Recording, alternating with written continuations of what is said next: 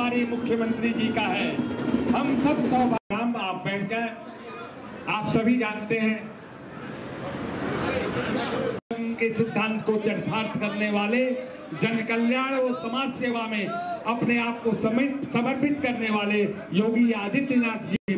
समय कम है, बहुमूल्य है, इसलिए समय की उपयोगिता को समझते हुए फिर हम आपसे निवेदन करेंगे, प्रथम फेज, द्वितीय फेज के बाद मठ का चौमुखी विकास के लिए आपका आशीर्वाद अगर इस बाबा कीनाराम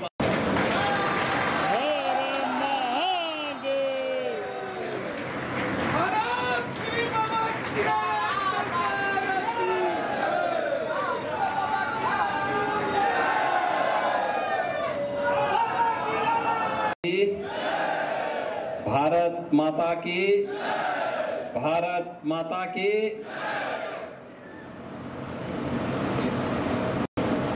बाबा सिद्धार्थ गौतम राम जी, पूर्व केंद्रीय मंत्री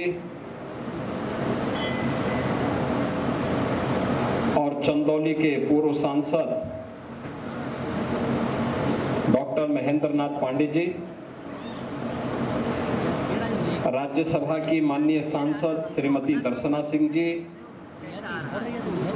श्रीमती साधना सिंह जी,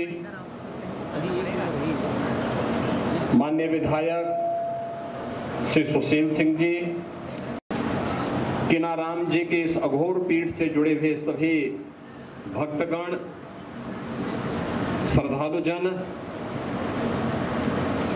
और उपस्थित बहनों और भाइयों, आज ये मेरा सौभाग्य है कि मुझे पूज्य बाबा अघोराचार्य बाबा कीनाराम जी की 425वीं पावन अवतरण समारोह के अवसर पर उनके इस पावन धरती पर, जिस धरती को यह सौभाग्य प्राप्त हुआ है कि आज से 425 वर्ष पहले उन्होंने इसी गांव के इसी स्थान पर अपना दिव्य अवतरण के माध्यम से तत्कालीन समाज की कुरीतियों को दूर करने के लिए एक दिव्य साधना को आगे बढ़ाने का कार्य किया था। ऐसे पूज्य अघोराचार्य बाबा कीनाराम जी की इस पावन जयंती कार्यक्रम पर मुझे आप सबके बीच आने का सौभाग्य प्राप्त हुआ है। मैं इस अवसर पर पूज्य अघोराचार्य बाबा कीनाराम जी के श्री चरणों में कोटि कोटि नमन करते हुए आप सबका हृदय से अभिनंदन करता हूं, स्वागत करता हूं। मैं इसे बाबा की ही कृपा मानता हूं।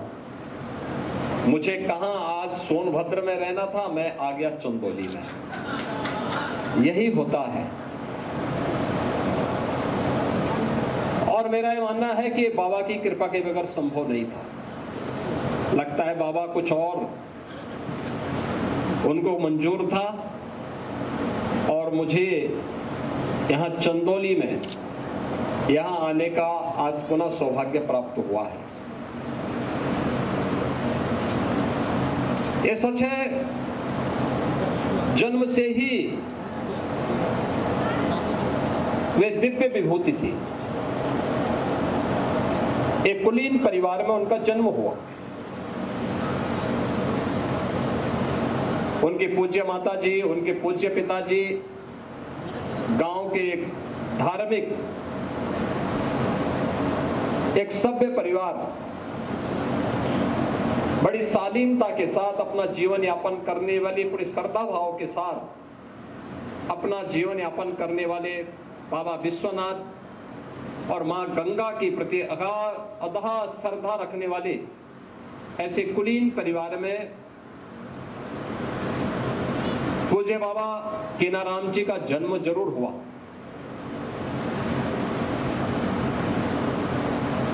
एक साधना के माध्यम से उन्होंने सिद्धि प्राप्त की और सिद्धि प्राप्त करने के बाद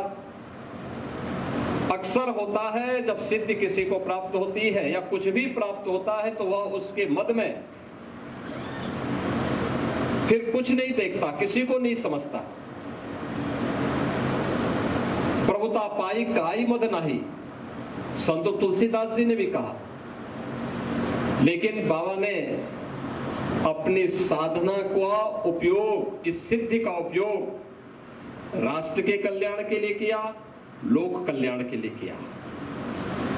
उस समय की समाज की बिगड़ती हुई स्थिति को एक देखते हुए कि देश क्यों गुलाम हुआ, क्यों विदेशी आक्रांता सफल हुए।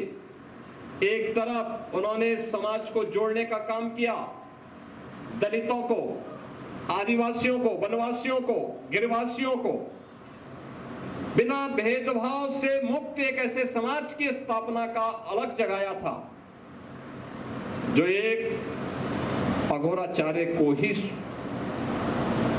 के द्वारा ही संभव था, एक योगी के द्वारा ही संभव था, एक संत के द्वारा ही संभव था। उच्च कुलीन परिवार में जन्म लिया, लेकिन उन्होंने कहा नहीं, छूत अस्पृश्यता के भाव को त्यागना होगा, तभी ये देश सुरक्षित हो पाएगा। और यहाँ के दलितों को, वनवासियों को, यहाँ के जनजातीय समुदाय को उन्होंने बड़ी संख्या में अपने शिष्य के रूप में स्वीकार करते हुए उनके जीवन को प्रशस्त करने के लिए अनेक कार्यक्रम चलाए। तो दूसरी तरफ मुगल आक्रांताओं को भी उन्होंने उस समय सबक सिखाने के लिए सांझा को भी डपट करके भगाने का काम किया था, जो उनके चमत्कार को देखने की प्रतीक्षा कर रहा था। उन्होंने विदेशी आक्रांता और उस समय के जो शासक थे उनको फटकार लगाई थी। यानी चीजें दिखाती है एक संत और एक योगी सत्ता का गुलाम नहीं होता है, बल्कि वह अपने कदमों पर उन्हें चलने के लिए मजबूर करता है। और यही कार्य आज से 425 वर्ष पहले इसी रामगढ़ गांव में जन्मे पूज्य बाबा अघोराचार्य कीनाराम जी महाराज ने अपनी दिव्य साधना के माध्यम से हम सबके सामने प्रस्तुत किया। उनके चमत्कार के अनेक किस्से हैं। उन्होंने भारत की सभी साधना विधियों को एक साथ जोड़ करके काशी में कृंग कुंड को भी जो पवित्रता प्रदान की, वह हम सबके सामने है। हम सब इस बात को जानते हैं, हर व्यक्ति उसका गवाह है। आज भी वह विभूति और दिव्यता वहां पर और इस पूरे स्थान पर, उनकी पवित्र साधना स्थली पर भी हम सबको देखने को मिलती है। बहनों और भाइयों, ये मेरा सौभाग्य है कि जब चंदौली में मेडिकल कॉलेज का निर्माण हो रहा था और उस समय यहाँ के हमारे माननीय सांसद, माननीय विधायक, माननीय सांसद और केंद्रीय मंत्री डॉक्टर महेंद्र नाथ पांडे जी ने, माननीय विधायक श्री सुशील सिंह जी ने, यहाँ के हमारे अन्य जनप्रतिनिधियों ने उस समय मेरे सामने प्रस्ताव रखा था कि बाबा के नाम पर कुछ हो जाए। तो मैंने कहा मेडिकल कॉलेज से अच्छा और क्या हो सकता है। और ये हमारा सौभाग्य है कि हमें अपने पूज्य संत के इसी चरणों में उस मेडिकल कॉलेज जो लोक कल्याण का, आरोग्यता का उत्तम माध्यम बनेगा, उसका नामकरण पूज्य बाबा के नाम पर करने का सौभाग्य प्राप्त हुआ। हम भी इस परंपरा के लिए अपनी ओर से करने की कहा हमारी सामर्थ्य है।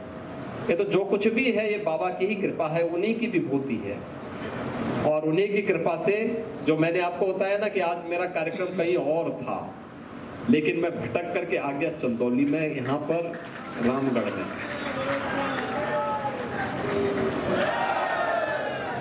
बाबा सिद्धार्थ गौतम जी को मैं समय देते देते, जब भी मैं समय देता था, पता लगता था मेरा कार्यक्रम कहीं और जगह लग जा रहा है। लगता है कि बाबा कीनाराम जी चाहते थे कि बिना मिले ही मैं स्वयं यहाँ पहुंच करके बता दूं कि नहीं, बाबा के चमत्कार जीवित हैं। और बाबा आज भी सूक्ष्म दृष्टि से हम सब का संचालन कर रहे हैं, पूरी व्यवस्था का संचालन कर रहे हैं। ऐसे सिद्ध योगी अघोराचार्य बाबा कीनाराम जी के श्री चरणों में कोटि कोटि नमन करता हूं। और बहनों और भाइयों, मुझे बहुत अच्छा लगा, समाज का हर तबका यहाँ पर आता है। बाबा का आशीर्वाद लेता है बिना भेदभाव के। उस समय भी उन्होंने जो तमाम समाज सुधार के काम प्रारंभ किए थे, अघोर पीठ ने उन कार्यों को आज भी जारी रखा है। ये कार्यक्रम आज भी उसी रूप में चल रहे हैं और ये निरंतर चलते रहने चाहिए, क्योंकि यही बाबा की यही संदेश है, यही उनका उपदेश है। बिना भेदभाव के समाज को जोड़ना, विधवा विवाह को प्रोत्साहित करना, स्त्री शिक्षा को, महिला शिक्षा को प्रोत्साहित करना, कुष्ठ रोगियों की सेवा करना, दीन दुखियों के साथ खड़ा होना, लोक मंगल के कार्यों में बढ़ चढ़ करके भाग लेकर के हम सबका हर कार्य, सब कुछ समर्पण देश के नाम होना चाहिए। हर काम देश के नाम, राष्ट्र प्रथम के भाव के साथ हमें कार्य करना होगा और इस भाव के साथ जो भी हमारा कार्य होगा वह बाबा के श्री चरणों में उनका आशीर्वाद जरूर प्राप्त करेगा।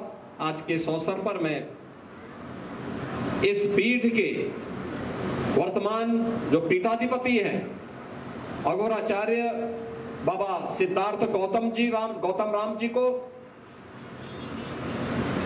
हृदय से बधाई देता हूं कि 425वीं पावन जयंती के कार्यक्रम में हम सबको आने का अवसर प्राप्त हुआ है और आज बाबा की इस जयंती पर आप उनके प्रतिनिधि हैं।